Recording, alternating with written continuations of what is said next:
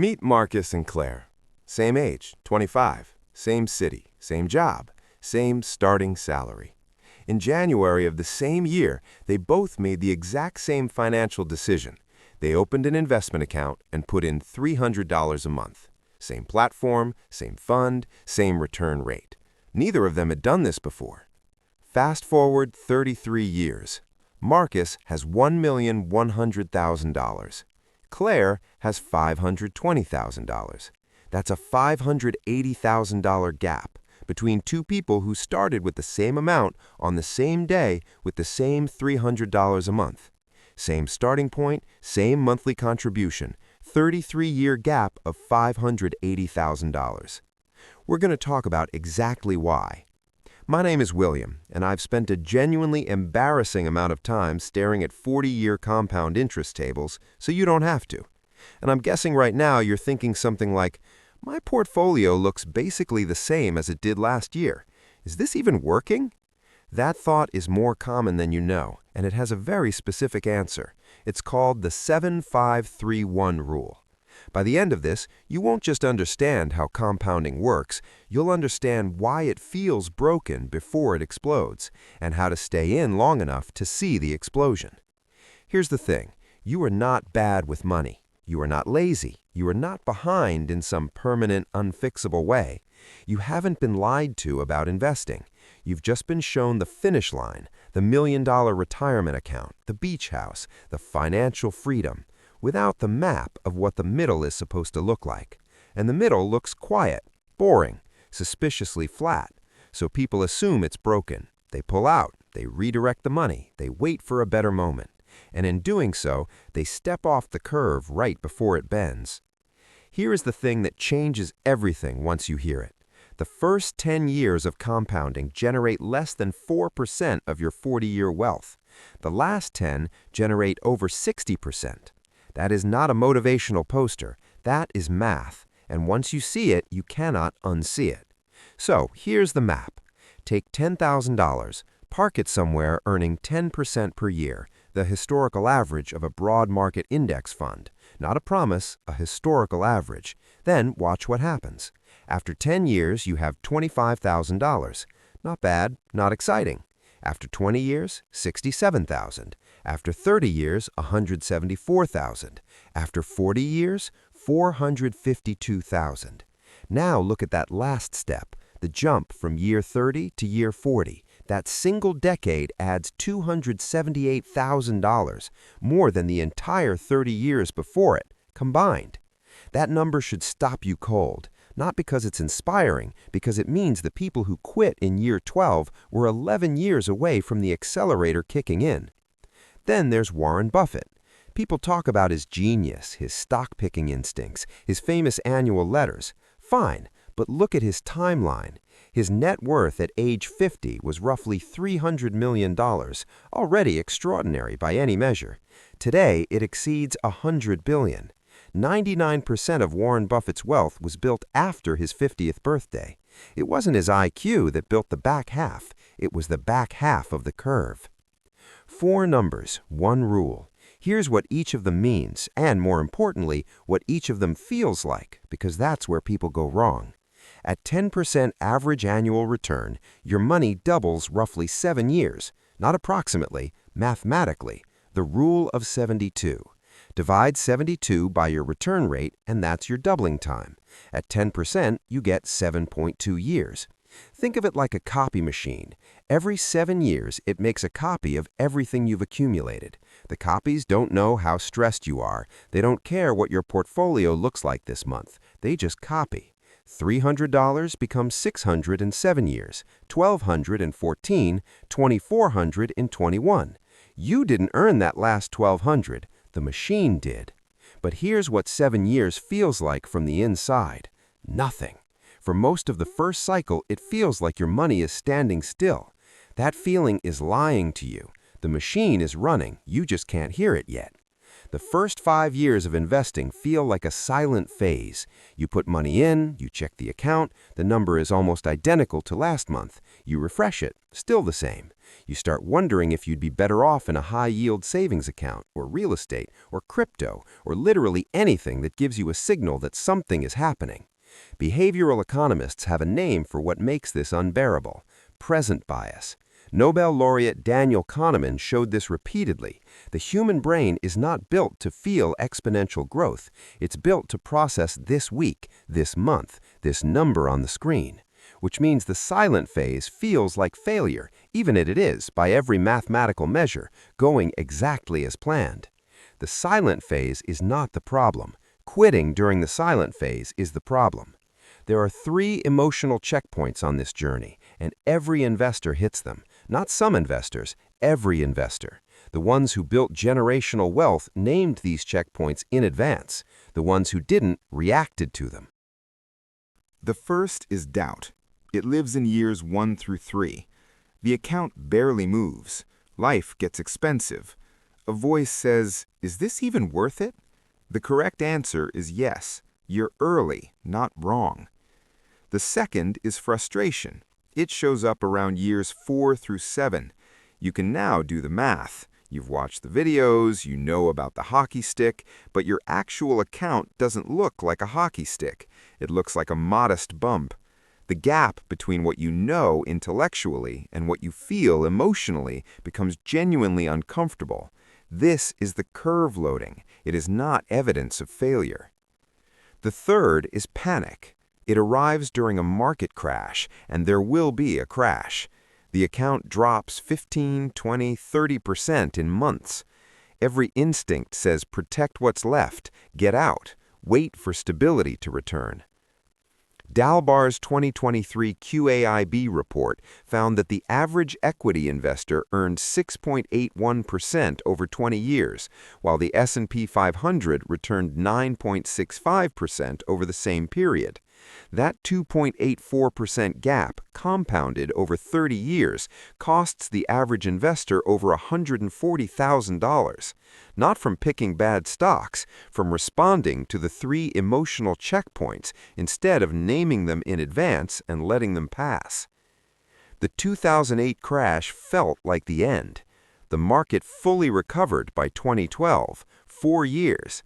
The investors who stayed made every dollar back and then kept accumulating. This sounds like a footnote. It is not a footnote. Every year, once a year, increase your monthly contribution by 1% of what you're currently contributing. If you're putting in $300 a month in year 1, contribute $303 in year 2, $306 in year 3. That's it, $3. The 1 is the least dramatic lever in the entire framework. It is also the most powerful one. Let's stop for a second. If you've ever checked your portfolio during a market downturn and felt the urge to pull everything out, you did not have a character flaw. If you've ever paused your contributions because life got expensive and the account didn't seem to be doing anything anyway, that was not laziness. That was the silent phase doing what the silent phase does to every human brain that was never shown what year 5 is supposed to look like. If you've never opened an investment account at all because it felt too complicated, too small, or too late, that was a predictable response to a system that handed you the finish line poster without ever giving you the map. The question now isn't what you should have done. The question is whether you know the map before the next time one of those 3 moments shows up in front of you. Phase 1. Doubt. Years 1 through 3. You open the app on a Tuesday. The number is $42 higher than last month. You contributed $300. The math doesn't feel right. You close the app and open a personal finance Reddit thread. You wonder if you should switch funds, switch brokerages, switch strategies. You don't need to switch anything. You are in the compounding loading screen. Early is not wrong. Phase 2, frustration, years 4 through 7. You understand compounding now. You've built a spreadsheet that proves mathematically that this is working, but your account looks like a modest slope, not the hockey stick on the spreadsheet. The spreadsheet says one thing, Your gut says another. This is the back half of the silent phase, and the curve is about to bend.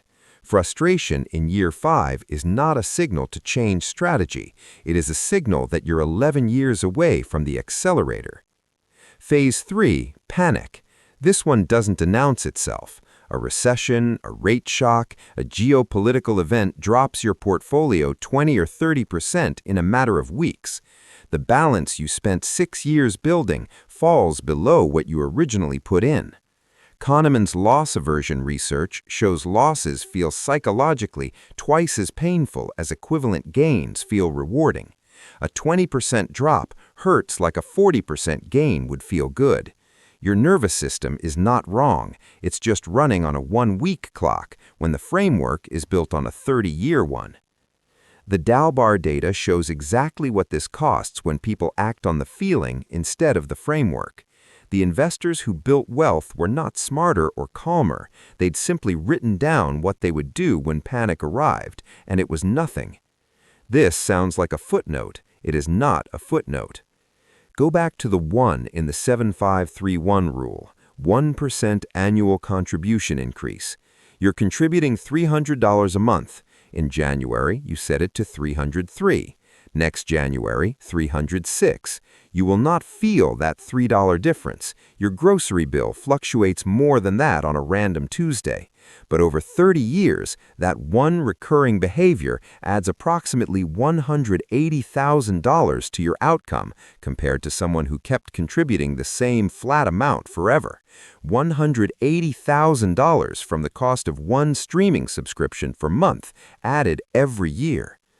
Vanguard's research consistently identifies automatic contribution escalation as one of the highest impact long-term behaviors available to everyday investors, not stock selection, not market timing, escalation and automation. And here's the part nobody talks about. The version of you who has to actively decide to increase contributions every January will sometimes forget, sometimes rationalize skipping a year, sometimes push it to March. The version of you who automated the 1% annual increase in year 1 never has to decide again. The automation is the discipline. Let the machine be disciplined so you don't have to be. Back to Marcus and Claire. Both 25, both starting with $300 a month in a broad index fund earning 10% average annual return. Zero difference in starting conditions. Marcus follows the 7531 rule from the beginning. He names the 3 phases before they arrive. He automates the 1% annual increase. During a significant market drop in year 4, he does not log in. He does not feel good about this. He stays anyway. Claire is not reckless. She is not irresponsible. She is completely normal. In year 3, the market drops sharply. She pulls everything out for 18 months, waiting for stability, waiting for the obvious signal that it's safe to return. When she gets back in, the market has already recovered. She resumes contributions at $300 a month flat, with no annual increase, and keeps it there. 10 years in, Marcus has $61,000, Claire has $44,000, a $17,000 DAP, uncomfortable but easy to rationalize. 20 years in, Marcus has $220,000, Claire has $137,000. The gap is now $83,000. Still possible to tell yourself you'll make it up. 33 years in, Marcus has $1,100,000, Claire has $520,000. The gap is $580,000. At 58, Marcus receives a project offer from his employer, demanding work, 60-hour weeks for 6 months, good pay. He declines politely. He does not need it. At 58, Claire calls her daughter on a Sunday evening. She tells her she is going to need 3 more years, maybe 61, maybe 62. The money gap becomes the freedom gap, and the freedom gap is the thing that actually matters. Warren Buffett once said, "The stock market is a device for transferring money from the impatient to the patient." He's not describing an investment strategy, he's describing a survival filter. Here's what no one in the financial industry will lead with. The 7531 rule requires no advisor, no complex product, no actively managed fund with a 2% annual fee quietly eating your compounding. It requires a broad index fund, an automated contribution, a 1% annual increase, and the willingness to do functionally nothing for a long time. That combination, in one sentence, is a terrible business model for the industry. Complexity sells products, simplicity is free. What you got today was the free version. The question is whether you use it. Here's what to do with this, not someday, today. First, set your 7-year floor. Decide right now that you will not evaluate whether this is working until you've been invested for 7 full years. Write it down. This isn't patience as a personality trait, it's a pre-commitment to the math. Second, survive the silent phase. If you're in year 1 through 5, your only job is not to quit, not to optimize, not to switch funds, not to wait for a better entry point. Stay in the room. Third, name your 3 emotional checkpoints before they arrive. Write down doubt, frustration, panic, and next to each one, write what you'll do when it shows up, which is nothing. Pre-committing to a non-response is a real financial decision. Make it now, not in the middle of the crash. Fourth, automate the 1% annual increase today. Set a recurring calendar reminder for January 1 of every year. Increase your monthly contribution by 1% of your current amount and let the machine handle the discipline so you don't have to. You don't need to be a genius. You don't need discipline or complex spreadsheets or a financial advisor with a leather chair and an impressive framed degree. You need a framework, a 30-minute setup, and the willingness to be so boring about this that it stops feeling like a decision at all. The investors who built wealth weren't the ones watching the market every morning. They were the ones who set it up, left the room, and let the 7531 rule do its work. Go leave the room. Here's your one action before you close this tab. Open your investment account, find the contribution setting, and add $3. That's the 1%. Do it now, not later. Later is where good intentions go to die. If you did it, drop a done in the comments. I read them. Subscribe if you want the next map.